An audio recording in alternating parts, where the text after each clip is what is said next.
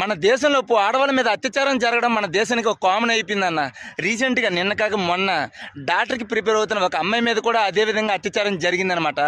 ఇంకా ఇలాంటి అత్యాచారాలు ఇంకా జరుగుతూనే ఉంటాయి. ఎందుకో తెలుసానా, మన దేశంలో కఠినమైన శిక్షలు ఏమీ లేవు.